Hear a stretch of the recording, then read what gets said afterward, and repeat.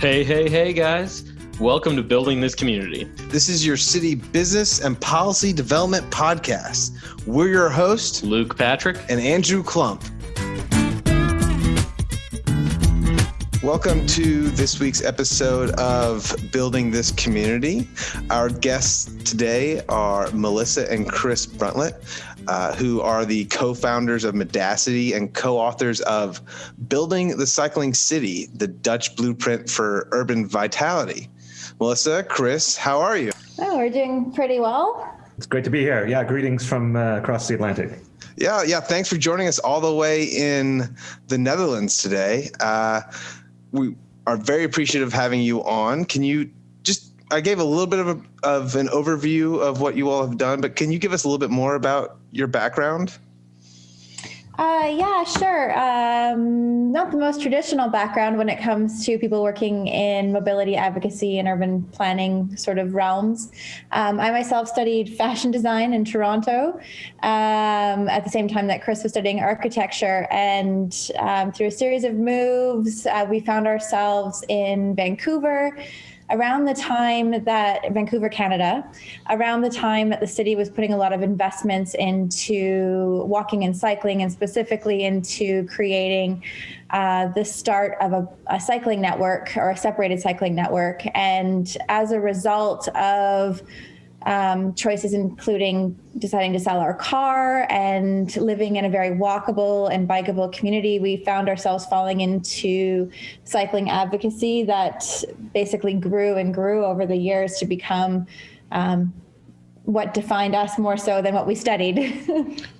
Yeah, and then that's kind of out of that work came Modacity, which was a small consultancy Melissa and I started as a two-person operation, creating communications plans, social media content, photography, video, writing, all in this area, lobbying for change in cities. And it was through that process we ended up coming to the Netherlands to write what was initially intended as a series of blog posts for Vancouver-based digital publication, and that quickly snowballed into dozens of articles, a book that took us touring around the world, and subsequently landed us here working for organizations in the Netherlands that are now exporting this knowledge and expertise in the field of cycling internationally.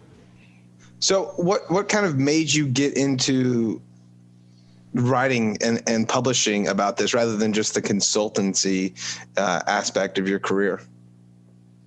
Well, I think part of how we got started in this was wanting to share the stories that were often overlooked. And we wanted to communicate with people who, like us, hadn't learned all the technical terms and weren't fully immersed in mobility planning. And so that became our goal in terms of the blogging that we used to do. But then when it came to the book, it was taking these ideas that are often quite technical, over the heads of the average person, and packaging them in a way that whether they're people that are interested in mobility but don't quite know where to start in terms of advocating, or even, right up to counselors and mayors whose backgrounds are not in urban planning, to help them understand what had happened here in a way, in language that made sense to them, as opposed to, more high level tech speak.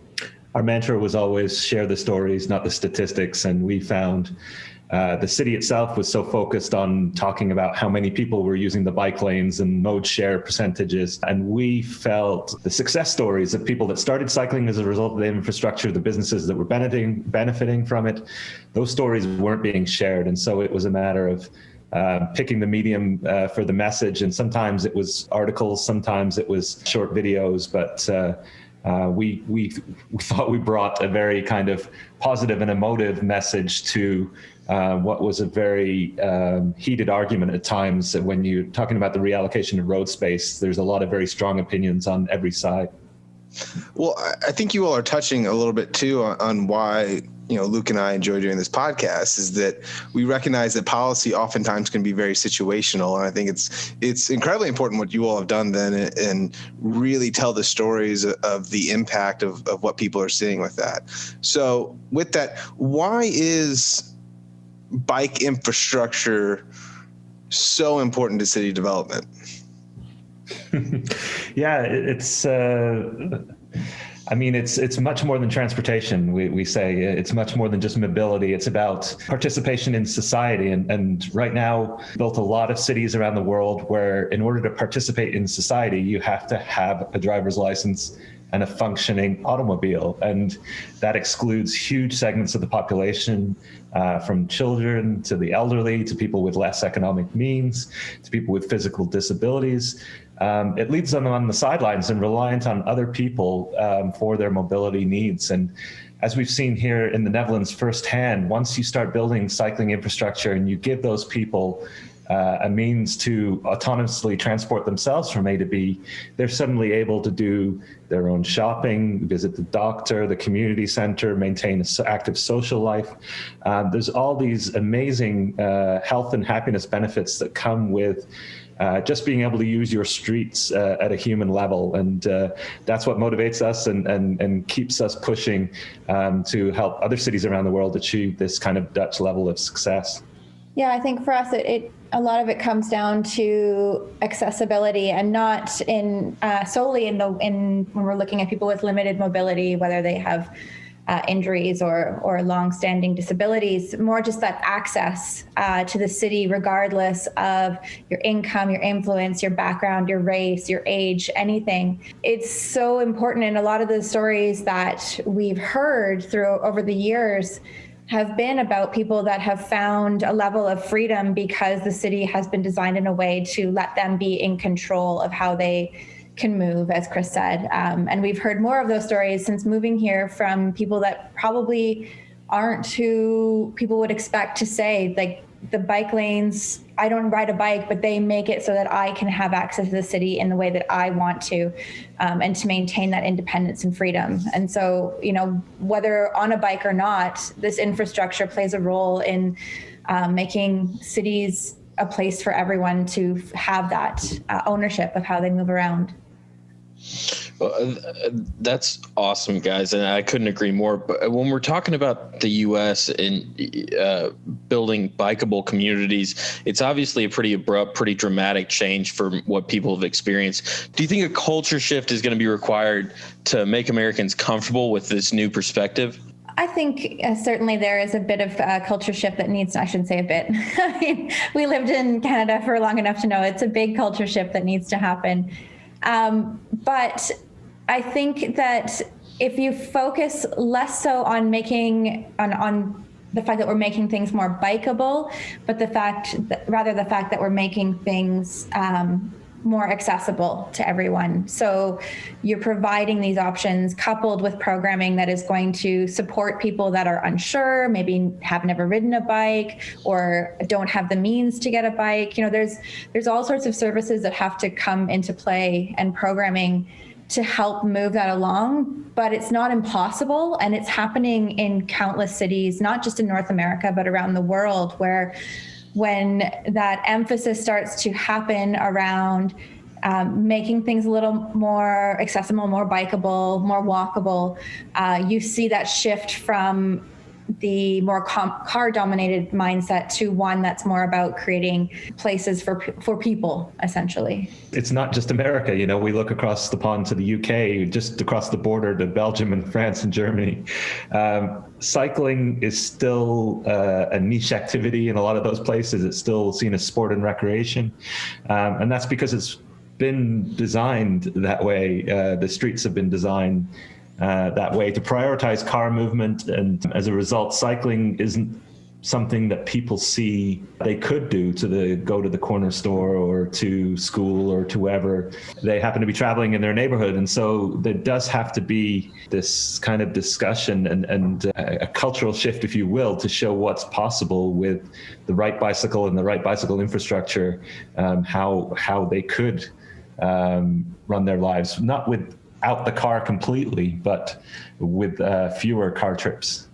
Well, and so, from my perspective, I am not a cyclist, but I am a big advocate of changing our streets to allow for more cycling. And one thing I continually tell people that, our mayor, who's been under a lot of criticism lately in Louisville, has even gotten the nickname from the beginning of Mayor McBike Lane from a lot of people that despise bike lanes in the city. And one thing I continue to tell those people is, well, if you don't like riding behind people on bikes, you should at least get them out of your way and get them in bike lanes so they're protected, you're protected, and you're not having to, interfere with each other as much. Just that simple step. What do you see as tools to be able to change that culture that you've seen from the various cities that you've been in? I think that's a loaded question. Fair enough. Yeah. I think, in some of the more successful cities that we've seen over the years, I think a lot of what will help those culture shifts is presenting the opportunities that will come from investing in cycling. And so the fact that it's not just about making things safer for cyclists, but also you're now creating a safer environment in the pedestrian realm for people who aren't on bikes but aren't driving. Now they're even that much more separated from the road space, and it's much more comfortable. And I think one of the things that Chris and I also think is important is to shift away when we're talking about cycling from the commute to work. And I think that everyone so often focuses on how people get to work, but they don't see the opportunities that walking and cycling bring to those much more shorter trips that people take that are a larger part of how we move through the city. And so if we can focus more on that and the opportunities that the infrastructure brings to those trips, that make it much more accessible to the average person as opposed to just people that are willing to cycle to work. We're big fans of just trying stuff. And I think that's perhaps the best strategy a city can use, is just to try things. And whether it's pop-up infrastructure, pop-up bike lanes, open streets events, at least pre-COVID, where we could, close a few blocks to cars and open them up to people and allow people to experience their streets a little bit differently. Bike sharing schemes where people can borrow a bike and take it for a short journey just for a few dollars. These are all kind of Trojan horses, if you will, to get people thinking differently about their mobility, and hopefully stir that latent demand that exists for safer streets and for more choices when it comes to our transportation. Well, I certainly think people need to think differently. But as Andrew pointed out, there certainly is going to be some pushback and opposition when you want to make these large scale changes in a city to kind of accommodate for a more bikeable environment. What kind of role do you think tactical urbanism plays in mitigating those criticisms? And could you maybe explain what tactical urbanism is?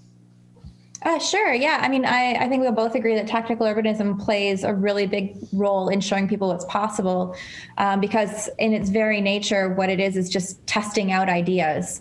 There are pilots, there are temporary measures. There are a couple of extra bollards thrown up just to show test bike lanes or test public spaces. So they're not permanent. They can change. They can be adapted based on how people are using the space. But what they do and what we've seen them do in countless cities is show the possibilities. And so people are often much more agreeable to these temporary interventions because they know they're temporary. But once it's tested out, once they see it in action, suddenly they view that space differently and they understand what it is you're trying to achieve. And so I think Calgary, Alberta is one of the cases we talk about in the book. That's probably a really good example of that, where it wasn't necessarily tactical urbanism, but rather a pilot bike lane network in the downtown that, due to the success, due to the number of people that saw it and said, I'm going to give this a try, is now a permanent fixture in the city, in the downtown of Calgary. So, just showing what was possible was enough to start them on a path towards creating more cycling friendly facilities. Well, and the Calgary example also gave, most importantly, the politicians an out. So they agreed to this 18-month pilot project. They would study it, they would adapt it and adjust it as needed. And then after 18 months, if it didn't work, the politicians could pull the plug and remove it, no harm, no foul. Now, they measured it. People flocked to it. 1.2 million new bicycle trips simply by reallocating 2% of the road network in the city center. And ultimately, more councillors voted to make it permanent than did to even try the project to begin with. So it's one of these instances where we can, by trying things, instead of sitting around and arguing about drawings and renderings and sketches, just put down some cones and concrete barriers and temporary traffic lights and see what happens. And more often than not, you will see that people use it, people enjoy it, and people will vote for politicians that will expand it. Well, I definitely think that those are all great ideas, but I guess kind of the basis of this whole conversation is city accessibility. And I know the majority of your all's writing is centered on bikes and bikeability, but what on top, above and beyond bikeability can cities do to increase their accessibility? It's one of the great paradoxes of transportation planning, and it's about reducing the amount of space dedicated to cars and increasing the amount of space for buses, bikes, trams, pedestrians, and other modes of transportation. And I think, again, having expanded streets and parking for 50 years, we realized that you can never actually build enough, and it actually causes a lot of problems, not the least of which is gridlock and congestion.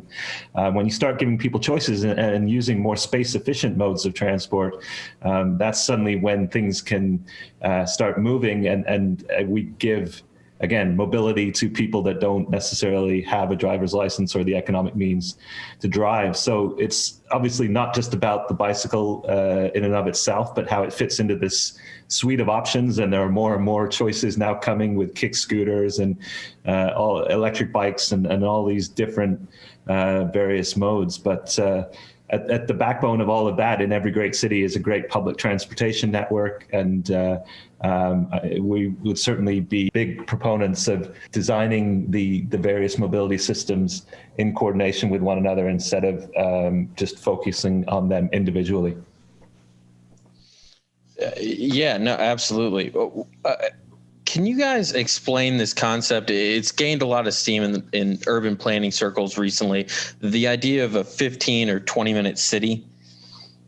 Yeah, sure. I mean, I think at its core, from the way it's been presented, most notably in Paris, is the idea of creating an urban fabric where anybody, regardless of age, ability, et cetera, can access what they need to within a 15-minute walk or bike from their home. So it basically creates this radius around their home base to access the things that they need. Yeah, in an easy way that doesn't require them to get in a car. And the unfortunate thing about most suburban cities is the way that the planning has been created and the policies behind it really have hindered that for a long time, but it doesn't mean that it can't change.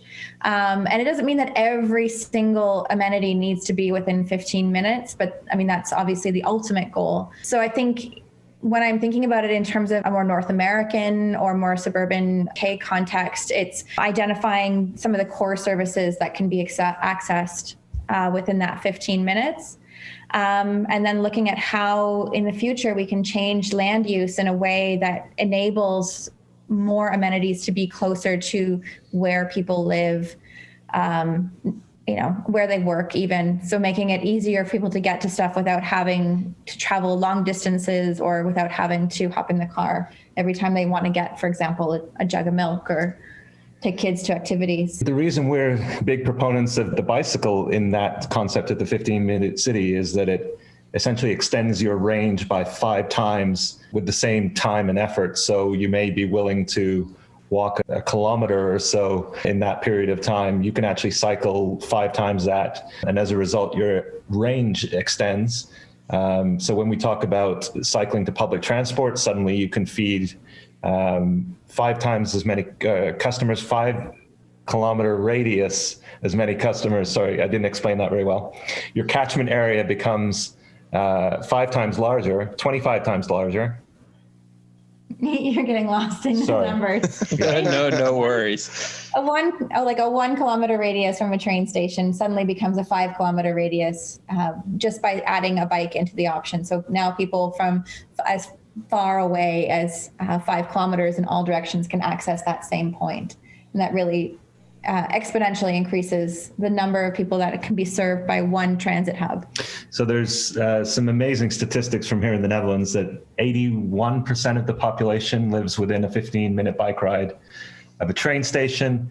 And there was a more recent study that 83% of the neighborhoods could be considered 15-minute cities when you take cycling into consideration because of the extended range it offers and the great bike infrastructure. So while it would be ideal that we all had these amenities within a 15-minute walk, it may be a harder stretch. The easier thing may be to provide great bike infrastructure, extend our range a little bit, and allow us to cycle to those destinations. So the bike is maybe a little hack that we can use in creating these 15-minute cities. I think what's really important to remember, and I think oftentimes in mobility advocacy, we get caught up when we're thinking about bike infrastructure with thinking solely of separated infrastructure. And one of the key things in the Netherlands is that most of the great bike infrastructure, quote unquote, is actually just traffic calm streets. It's just streets with a speed of 30 kilometers or less, some treatments to stop cars from going fast in a straight direction. So whether that's chicanes or bulge outs to make people move a little more serpentine in a street to slow them down. It's not necessarily building separated cycle tracks on every single street, but rather slowing traffic where it makes sense on your neighborhood streets and separating it where it makes sense, and inversely on things like your major arterials or places where cars need to move faster because of the efficiency of how all these modes need to move through a city. And so in that respect, when we're talking about a 15-minute city, when it comes to bikes, it doesn't necessarily mean that you need to have this robust separated bike network to access all these amenities within 15 minutes. It could be as simple as making a street a little more traffic calmed, which at the same time will also benefit people not cycling who just want to enjoy that streetscape at a much calmer, more human level.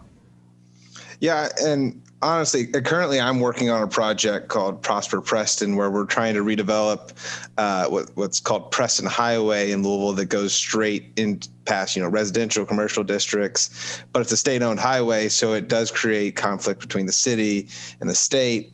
But what you're talking about in adding curvatures, finding ways to slow down traffic, those are things that I see firsthand consistently. But the thing that I want to really nail down here is, do you think that bikeability is more important for this 15, 20-minute city in America than it is maybe for Europe, simply because we are more car-centric and more sprawled in America than anywhere else? That seems to be my biggest challenge right now. Yeah, it's hard. I think it's somewhat dangerous sometimes to focus just on bikeability. And I think that's what Chris and I really try to emphasize, is that there's not one mode to solve every single trip. And so if it's rather looking at how making things more cycle friendly in combination with, say, public transport or walking to achieve those distances, you'll probably be able to reach more people, especially thinking of, in North American context where cycle mode share is quite low. It's going to take time. And so if we can show people that and really emphasize the fact that it's not just one mode, that can be a start. I think it would be fantastic if every city suddenly became bikeable. Obviously, that's why I moved to the Netherlands. But I also think that we need to be realistic and understand that not everybody's going to get on a bike. And so if we can somehow show them that it's not just one mode, but a combination of various modes, then we might be closer to reaching that 15 or 20-minute city. Yeah, absolutely. And I think that actually plays in well to the hierarchy of transportation options that you all described in your book, where the Netherlands, cars are the last thing that city planners are asked to think about when designing their cities, with pedestrians and bicycles, public transport coming before that. Do you think that model in general would be adaptable to the U.S. when we know that there is going to be some aversion to that type of change? Yeah, I mean, a lot of U.S. cities are adapting it, at least on paper. In reality, it may be a little bit differently, look a little bit different, because as you've indicated, once you start removing parking spaces and reallocating space on the street or reprioritizing your traffic lights and intersections, you're going to get a lot of pushback. But it's not about, as we often say, banning the car, punishing car drivers, wagging your finger at them. The car has the rate of car ownership here in the Netherlands is just as high as anywhere else in Europe. They do use their cars. They love them here. They just have also designed these mobility systems that complement the car network. And as a result, as an aside, they've got some of the lowest levels of traffic congestion and the highest levels of driver satisfaction in the world, because they built all these alternatives into their city. But it does come down to what is the city for, who should be prioritized for these short journeys within the city of just a couple of kilometers. Should we make it easier for people to drive, or should we perhaps recirculate that through traffic to the perimeter, make it a bit more indirect to drive the car, and give the people on foot and bicycle the more direct route? And I think that's something that cities in the Netherlands do really well, is this kind of idea of filtered permeability and traffic circulation, to make driving just that little bit more uncomfortable, so that walking and cycling is the natural choice. You certainly can still drive, and lots of people do, as we said, but you're kind of nudged to make the righter decision for those shorter trips within your city. And it comes down to how the access is allowed through certain streets, and how the traffic is circulated around the city, so that the through traffic's kept away from the sensitive residential areas and commercial areas and the like, and it's not allowed to impact on the livability of the city, and that's something that we've really appreciated since we moved here and started living as residents in Delft here in the Netherlands. I mean, make no mistake, we fully understand the challenge that exists in outside of major city centers in the U.S. and in Canada and elsewhere in the world, because the way the urban farm has been designed has not necessarily encouraged, for example, greater public transport access. And I realize it's going to take a while, I think, to find that investment again, especially as people are a little uncertain about using public transport right now. But I think understanding how that will improve things and provide more options, even in further out areas, the exurbs, suburbs, what have you, public transport definitely has a role to play there. And investment in that will be just as important in a lot of places as investing in cycling. So with that, that hierarchy seems to be incredibly important. During COVID, we've seen restaurants in particular reclaim more of the street and the sidewalks, which, American streets are wider than I would say a lot of European streets. But that can cause some issues with, leaving enough space for pedestrians, for public transit, bike lanes. What do you see as kind of the issues with restaurants taking more spaces versus, and obviously you need more people to be able to eat outside during COVID, but what do you see as kind of issues and solutions with some of that space? Well, controversial take. I think that maybe the space needs to be taken from the cars, given over to the restaurants but still being able to provide more public space. So change them from car dominated streets to possibly even just pedestrianized streets. I mean, that's a really big jump, but yeah, I want to be really careful with saying that restaurants taking up that space is an issue, because I think, like we were talking about tactical urbanism earlier, these restaurants, these outdoor patios are showing people that those streets can be used for something else. And so I think if we just at first it was very reactionary, but now I think if we can take stock of those spaces and how we can better allocate and possibly reduce the space for the more dangerous modes and create more space for staying and enjoying those streets, in my opinion, they'll only be the better for it in the long run if you've created that space for gathering for community and commerce as opposed to just driving through.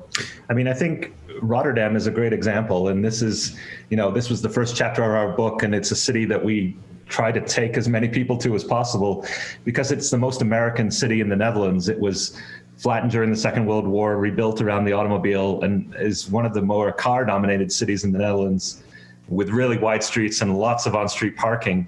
And it absolutely transformed itself during the Corona crisis. It basically gave businesses carte blanche to take as much on-street parking as they wanted, and would actually build them a parklet for free using materials that the city had on hand. And as a result, over 1,000 parking spaces, I believe, were reallocated for dining throughout the summer with no permits or regulation required.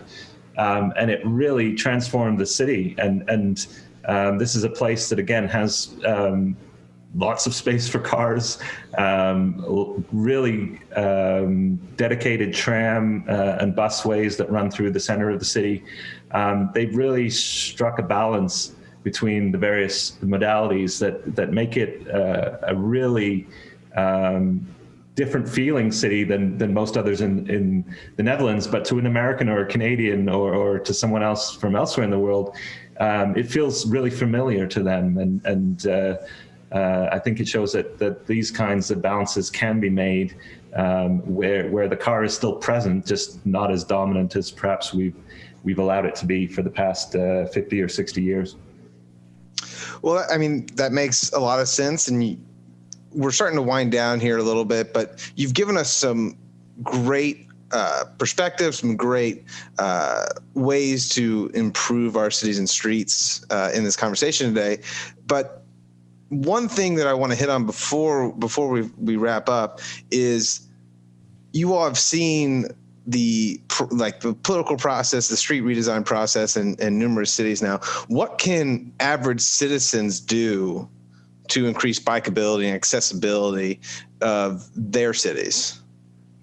Well, I mean, I think it comes down to demanding that space. And a lot of the cities that we've seen change over time to become more walking and cycling friendly have done so because people kept demanding it. People kept pushing back, and it's never easy. And you often, I mean, we still do it now. We still feel like we're repeating the same messages that we started giving and when we started this journey over 10 years ago. But repeating those messages and making sure that the politicians understand that this is what you want in your city is one of the key ways of hopefully getting to a point where you can start to achieve that and see it realized in your city. And oftentimes those people that start out as advocates and start out as the ones demanding that space end up becoming the same people that start running for office and start being the change makers in their city. We saw it in Vancouver. We've seen it in other cities where the people that we met in the early days became the people that started running for office in order to be the change they wanted to see in their city. This doesn't happen without a fight. I mean, that's the bad news, but the good news is that you can make it happen. You just have to get involved in that fight. And fight is a word that I tend to avoid, but once you start talking about changing the status quo and inconveniencing a mode of transport that's been the focus of our urban development and transportation planning for so many years, you're going to get a vocal minority, and we need to assure the politicians that they are, in fact, just a vocal minority. It may result in some very heated claims, some really outrageous actions. Right now, there's a lot of vandalism and happening in London, and death threats over the low traffic neighborhoods that they're trying to implement. But at the end of the day, they need to know that there is a fairly quiet majority, 60 to 70% of your city, that would love to have a safe space to walk or cycle, and for their children to walk or cycle. And politicians need to know that those people exist, and they will continue to vote for them.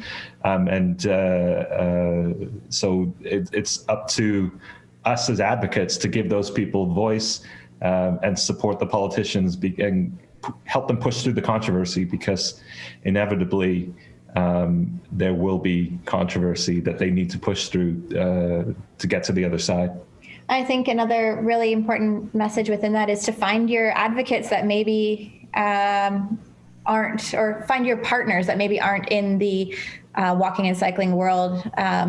When we were doing the research for the first book, we found that a lot of the change that happened here in the Netherlands was not because they had a very, very powerful bike lobby, but rather they had a bunch of different groups working together, all working towards the same goal, whether it was the Historical Society, whether it was mothers for the Stop to Kindermoord movement, teachers, the health professionals, all those people coming together and advocating for one single thing, which was to stop making space for cars and start making space, or bringing the space back to that for the people. That was what created the change. And, there's a lot of us out there in cycling advocacy for sure.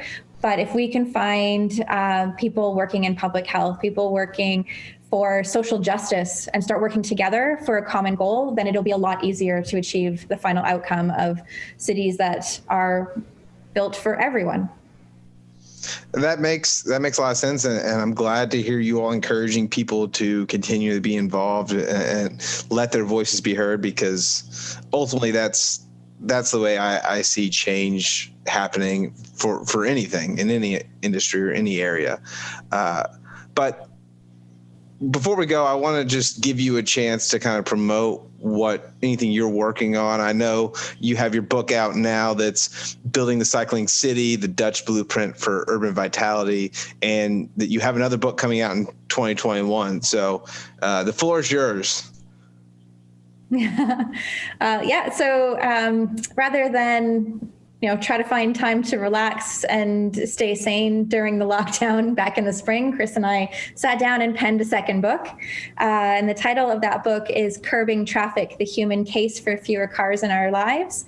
And that will come out at the end of June of 2021. And that book takes a step away just from looking at cycling, but rather looking at the whole mobility picture and the role that cars play, not just in terms of the safety of moving around a city, but what it does to us on a very human level, to our mental health, our physical health, our stress, our social connection, and looking at how our experience of the city has changed since moving to Delft, and finding lessons in that can be hopefully transferred to cities everywhere.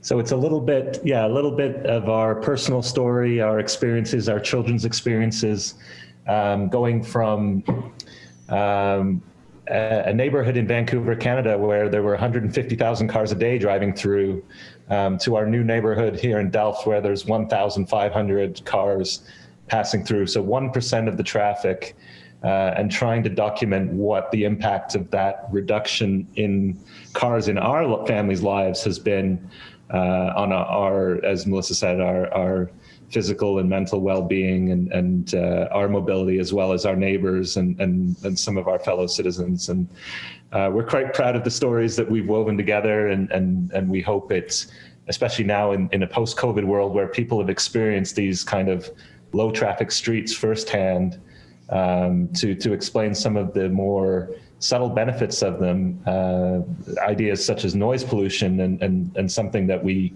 just accept in our lives and don't really think about, but to explain what the impact of that is on us as human beings, and what we have to benefit from reducing it. And yeah, as we said, we'll hopefully connect again in the new year when the book is ready, and we can have another conversation about the research and the stories that we put together for that particular project. Absolutely. I can't wait to have you guys back on. I can't wait to get my hands on that new book. I was pleasantly engrossed by Building Cycling City. I just devoured it in 2 days. But we unfortunately have to wrap this interview up.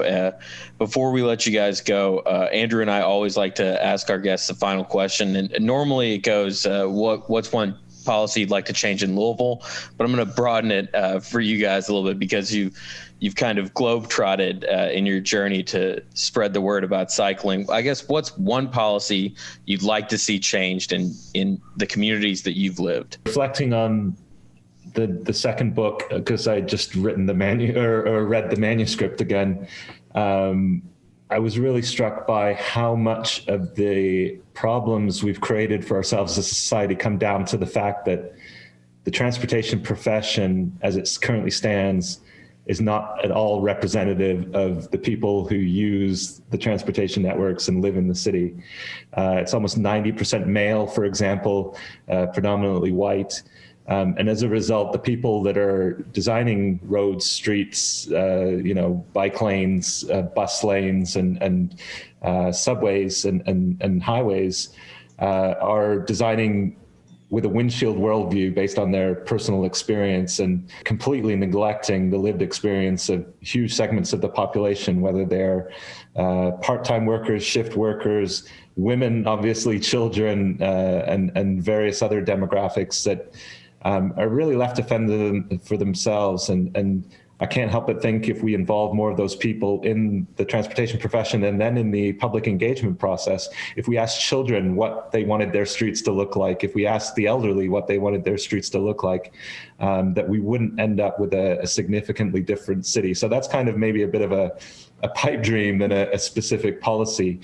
But I think one thing we've really gained an appreciation for, and we write about this in the second book, is cities are really great at measuring the trips that people take, but we completely fail to take into consideration the trips that they don't take. And this comes down to, again, not having a feeling safe or comfortable on your streets, or not having a bus route or a train route to get you where you want to go. And as a result, there's a lot of journeys that a lot of people don't make because of the way that their city is designed. And if we start looking at those trips and journeys and start planning for those, again, I think we'd end up with a very different city than what we currently have. And I can see Melissa scratching her chin, and I think she's going to hopefully build on that idea. I think you stole my answer. I think, well, it's funny because Chris focused on the women aspect, which is usually my answer. So I'm going to steal his in terms of, I think one of the things that we wrote about in the second book, and Chris already mentioned, that we talk about noise pollution. I think that every city needs to create a policy around what is an acceptable level of noise in our cities. The WHO has a set guideline for what is acceptable, what people can handle. And I think we just take it as like, you live in a big city or you live near a busy road. This is just the level of noise that you have to deal with. And, as Chris also mentioned, during COVID, we've experienced these really quiet cities where you hear the bird song, you hear kids playing outside, all those sounds that bring a lot of people a lot of joy, and that we just are okay living without. And I think cities, if they can take seriously the noise levels that are happening in and around where people are living and staying and supposed to be enjoying life around them, and actually develop a policy that says, okay, if people live here, this is the maximum amount, and anything over that, if that's happening, we need to change the way the street's made. We need to change how traffic moves through it to make it more comfortable. Then that would go a long way to making cities a lot more enjoyable for so many more people. And also nicely ties into cycling, because cycling makes very little noise on the street, and definitely walking. And so in the long run, basically just creating more walking and cycling friendly cities. Yeah, I mean, the noise pollution aspect, I live in a quote unquote bird sanctuary, and there's been discussions and studies that have talked about in the past about how, prolonged noise pollution can make bird populations migrate elsewhere.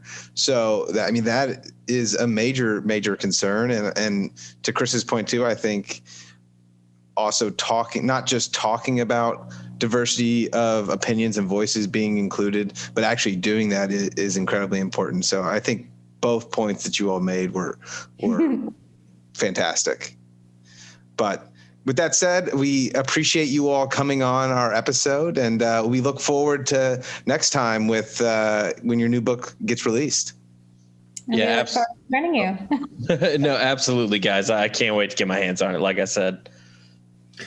Yeah, I think we've teased some of the themes out enough, but we're really excited to get it out in the world and start talking about it, because writing this book changed us as people, and we hope that our readers have the same experience. But for now, Building the Cycling City is available at your bookstore, and we'd certainly invite you to pick that up and tide you over in the meantime. Absolutely. Thanks, guys. Cheers. Thank you. We'll pick back up with our reaction segment after a word from our sponsor.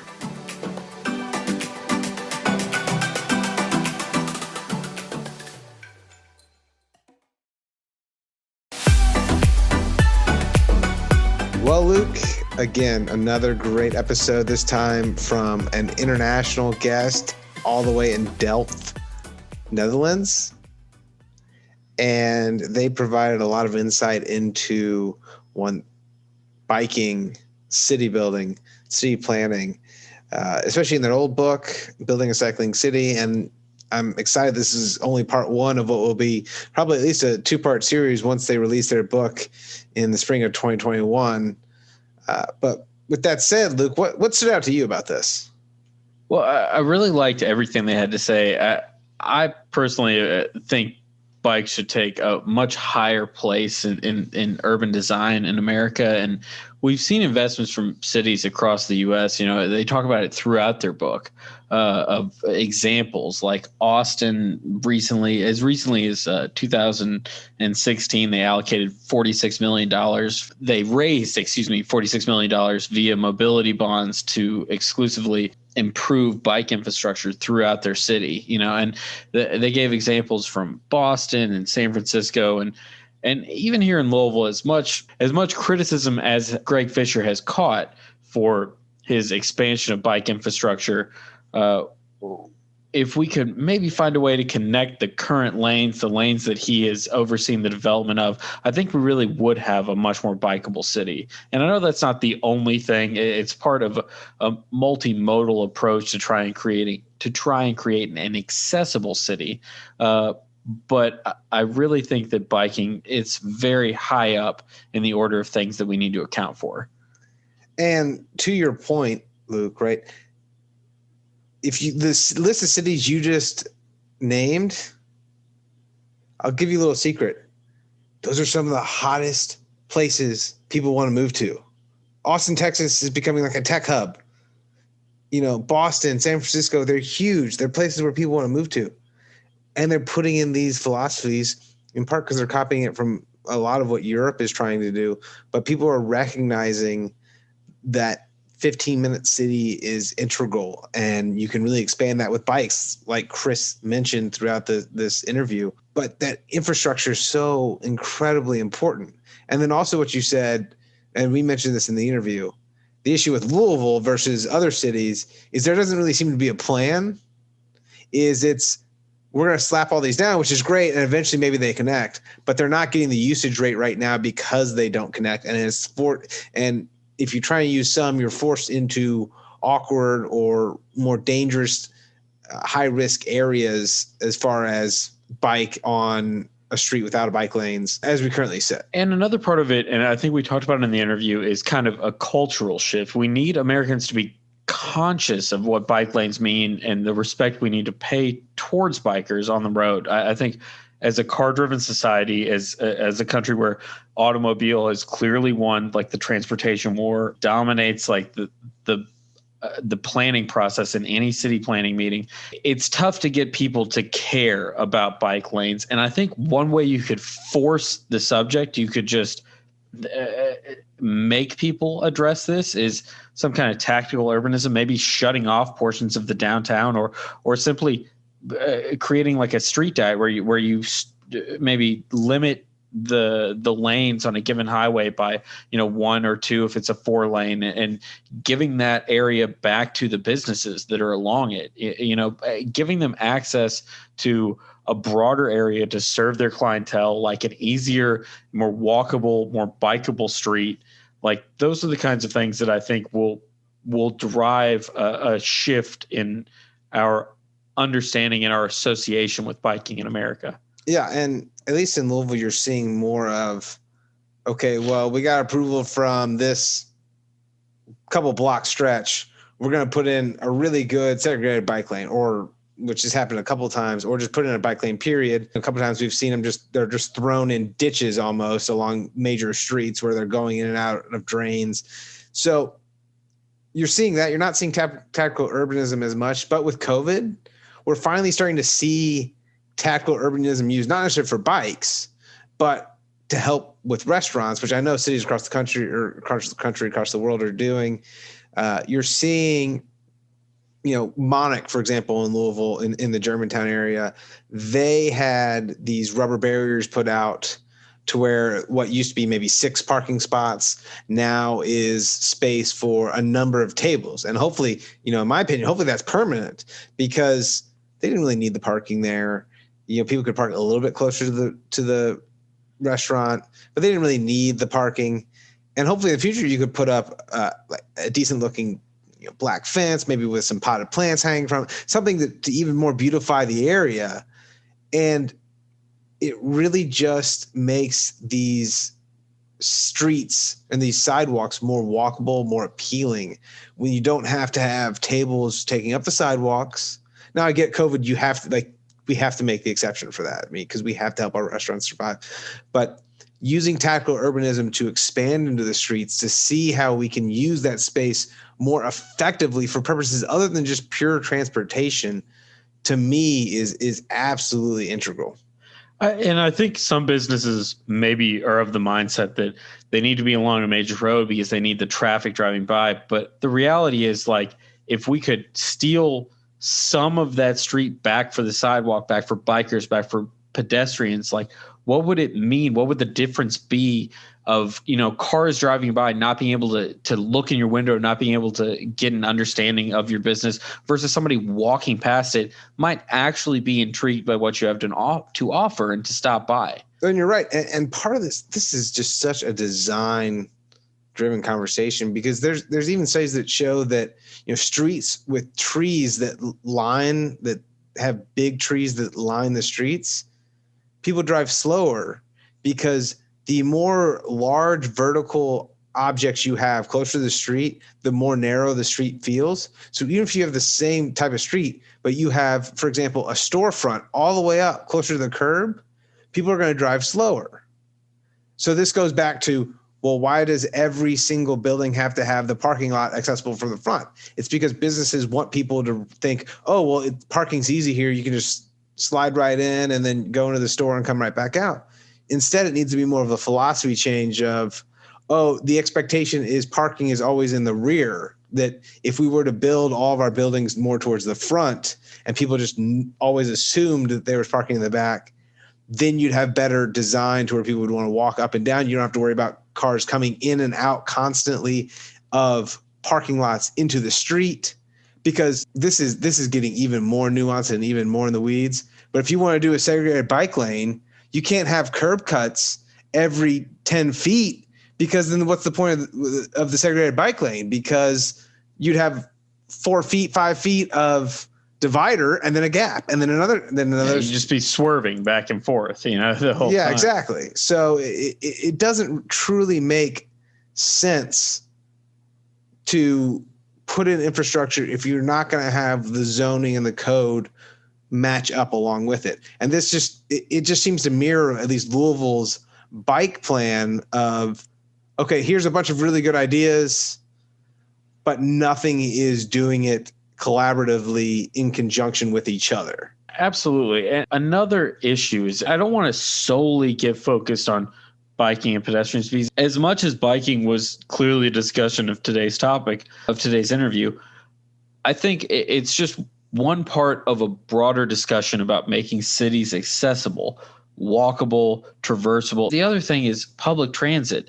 By shifting from bus lanes, as we talked in an earlier interview with Gil Holland about the difference between a kind of fluid bus lane structure versus a light rail that businesses can attach themselves to, and the benefit they get in being able to plan long term. A bus lane, if there's a stop immediately in front of your business, that could change as quickly as the city chooses to. But if they lay a light rail system, you're able to plan long term and know that you're going to have a consistent stop, a consistent number of potential customers, of citizens passing past your business, and that's going to incentivize a lot of people to build along these rail lines, and it's going to give the city itself like a more accessible feel. I've said for a long time that accessibility is one of the most important tools in creating equity throughout our city or cities across the country, because accessibility allows for more equity in healthcare, in job development, and education. But if you taper off accessibility by not having public transportation, by not having a cyclable city, then you have people that are very confined to their regions, and they don't necessarily all grow in the same manner. With that said, the aspect of infrastructure that I think a common detraction from putting down maybe something like light rail is that people say, oh, well, we don't have the density for light rail. And that's just not an accurate statement. It's more of like a chicken and the egg thing, because, for example, in Salt Lake City, before they hosted the Olympics, they put down light rail in anticipation of the Olympics. And guess what has happened since? There's been density growing around where those light rail were put down. And it's the same thing that you see with our highway systems. Why is it that every single exit by a highway seems to have more development? It's because wherever there is an interchange of people, you're always going to have more development, whether that's light rail, whether that's expressway or whatever. But light rail provides more equity and more accessibility because it's an easier to operate modem of transportation. Yeah, and I've got personally, I have family that lives out in Salt Lake, and I can attest that it's currently one of the hottest real estate markets in the country, as well as it is just a noticeably accessible city. There's a sense of ease of getting around the entire downtown area that you don't experience many places. And it's in part due to the rail system, but also a very bikeable, very open city plan that I don't think many cities have been able to replicate. Mm-hmm. Well, and I don't want to veer. I do want to focus on cycling a little bit, and that was still the main point of our interview. It was the topic, right? But we have to recognize too how I think Chris made this unbelievable point that the 15-minute city, right? The idea that you can get to anything you need within 15 minutes, no matter where you are, where you live in your neighborhood, is an unbelievable aspirational goal for every city to do, because it's not just green, it's also better for your family, because think about it. If you want to go to the doctor, if you want to go out to eat, if you want to go to the grocery, if you need to go to the hardware store, whatever, having everything accessible to you within 15 minutes is an unbelievable luxury, but it's also extraordinarily beneficial for the environment as well, right? So it has so many benefits. But with that said, what Chris brought up about the fact that when you start finding ways to incorporate bikes into that, one, it makes the 15-minute city that much easier because you're still doing it in a green way. But two, you're able to expand where your zones are and connect the city much faster. You don't have to wait for as much development to connect, because you're using bicycles to expand that 15-minute city. Absolutely. I almost think of all this talk of light rail. I think it has to be in conjunction with bikes. I almost picture it as in airlines, there's kind of that hub and spoke system. Like Mhm. you have a centralized travel hub that then feeds all of its surrounding areas. And that's kind of, I think, what you get in Holland. There are massive bike share platforms surrounding all of their major transit hubs and all of their major rail stops. So you're able to get off of, even if you don't have your bike with you for the travel, you're able to get off of any subway, at any subway stop, any rail stop, and find a bike that you can then rent and then access a huge area surrounding that hub. Mhm. And so it gives people this access that it's hard to picture from the viewpoint of many American cities. And I think it would be so beneficial if we could even we could strive for that. If we could attain anything even close to that, I think it would make a massive difference. But and even that though it continues on the conversation of just being a cultural and philosophical battle. You know, in Kentucky, we have, you know, we've brought this up a number of times, how, especially in the Gil Holland interview as well, that the state owns most of the major streets in downtown Louisville. So that means Kentucky, the people in Louisville that want to see bike lanes on their particular street, they can go to their Metro Council members all they want. And Metro Council members and the handful of state legislatures that represent their area can help go lobby to the state. But ultimately, it's the Kentucky Transportation Cabinet that gives the go-ahead as to whether or not they can do that. And while that sounds like an interesting and easy enough process to do, it's very difficult. And what you're seeing instead is the Kentucky Transportation Cabinet pushing to get another belt on the highway outside of Louisville. And that just continues to be the philosophical battle that people just don't want to have the conversation about. And it's also frustrating because I think from a fiscal perspective that expanded highways don't make financial sense, right? In that you're constantly expanding, you're constantly having, which means you constantly have more area to repair, more area to maintain, and you're not really easing congestion because more people are going to be driving, more people are going to be commuting further distances. So it's not alleviating any long-term problems. It's just allowing it to continue. And then on the flip side, if you invested more in bike lanes, if you invested more in density, if you invested more in public transportation, then your costs start going down. We're on this, at least in American cities, you're seeing this just non-sustainable path towards never-ending spending on road and highway costs. I could not imagine that an extra loop, a further outer loop, is going to do anything to improve the accessibility situation in the city of Louisville. I can't. It would be in Bardstown, Kentucky, which they claim to be bourbon capital of the world. Louisville claims to be bourbon capital of the world. I don't really know which one, but it's a good 45 minutes on a straight shot from here with no traffic to get there. It's so far away. It seems like a gross misuse of funds to try and build up highway infrastructure that far out of the city center of even this, what used to be considered the suburbs. Now I guess we're going to call that like the suburbs. I mean, if there another city access like that, yeah, like what is that? Yeah, a whole nother city. It just doesn't seem, I think, out of touch with what we should be doing. And it seems to be, based on this conversation we've had, based on the book, it just seems to completely conflict with the philosophy of what Europe's going to, what some other major cities in America seem to be going towards. This just seems to be a thing where either you're going to get on the cutting edge of it or you're not. And if you want to compete for businesses, if you want to compete for jobs, you're going to have to do these types of things because people want to live in accessible cities. You know, look, let's take Houston, for example. Okay. You go downtown Houston in one of their bars or restaurants, they're on a couple of stories up. You look at one direction, you look north. You'll be in a downtown of Houston. You'll see a bunch of suburbs, and then you'll see another downtown.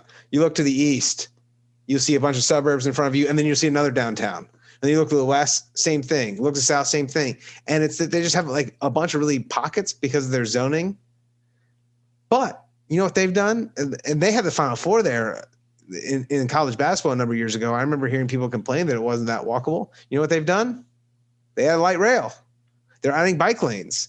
They're actually even, which is an awesome concept, of using the utility easements where they have the giant power line stands, using those easements and putting bike lanes, bike paths underneath those in what is currently green space. Oh man. So that you can connect the city in a route that's not currently being used. You can beautify those areas. You can do other things because the electrical towers go so high in the air.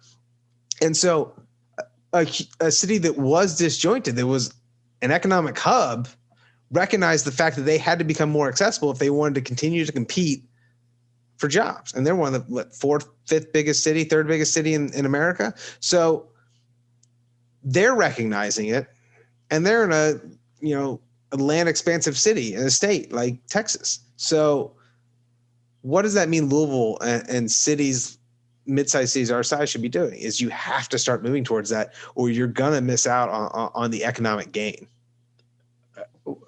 We definitely need to, I think, be doing a better job at copying what other cities are doing better than us when it comes to accessibility and city planning with regards to transportation and potentially rail situations, at least bike lanes and bikeability. I think that's maybe where it starts. And we've talked about the chicken and egg. If we start making some of these improvements, the appetite will grow for further improvements. But I think to counter that argument, though, I think that's part of the issue, is that we've seen what at least Louisville's mayor has done, which is put these disjointed projects together to just kind of test the water and try and force, almost like force feed the city some of these things, but without going far enough. And it's played almost too much of a middle ground. And typically I like compromise. I like people finding ways to work together to get things done. But at a certain point with this, cities have to find a way to become more accessible. And if you don't go to a certain point with these projects, both sides are going to be left unhappy. Definitely. Right? Well, I hate to do it, but as always, we have to sign off at a certain point. Andrew, you have anything else? No, I think that's let's cut it off before I go on a 2-hour tangent. Yeah. We've both we've met our match for the day. Appreciate it, guys. Tune in next week. Yeah. Thanks, guys. As always, thanks for tuning in. Thanks for joining us on Building This Community. If you'd like any more information, you can follow us on Twitter at BuildingThisCom, COM, or you can follow Andrew at Andrew J. Klump. And you can also follow Luke at LMP43. Definitely subscribe, and we look forward to talking to you guys next week.